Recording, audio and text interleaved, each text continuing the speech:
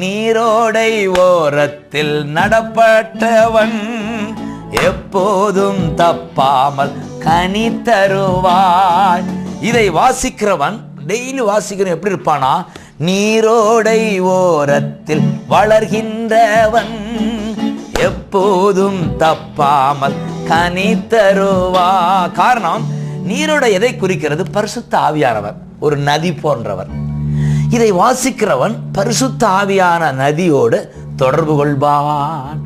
அவனுடைய வேர், வாழ்க்கை என்ற வேர் அந்த நதிக்குள்ள போயிடும். அதான் நீரோடை ஓரம் நடப்பட்ட மரம். எங்க கட்டடத்து பக்கத்துலலாம் மரம் இருக்கு, காட்டுக்கு தான் வளருது. காரணம், நீரோடை இல்லை, தண்ணி இல்லை. ஆனால் தண்ணீர் அருகே ஒரு மரம், அது வளரும், அது கனி தரும். இப்போ தண்ணீர் என்பது தேவனை குறிக்கிறது, தெய்வத்தை குறிக்கிறது. பரிசுத்த ஆவியானவர் தண்ணீர். தேவனோடு ஒரு உறவு கொள்கிற வாழ்க்கை தான் நீரோடை நடப்பட்ட மரமாவா, எப்போதும் தப்பாமல் கனி தரு.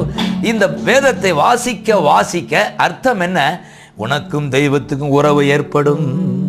தெய்வத்தோடு உறவாடுவாய், தெய்வத்தின் குரலை கேட்பாய். நீ செய்ய வேண்டிய தெய்வம் சொல்லுவார், உன்னை உற்சாகப்படுத்துவா. பாக்கியவா பாக்கியவா என்றென்றும் பாக்கியவா.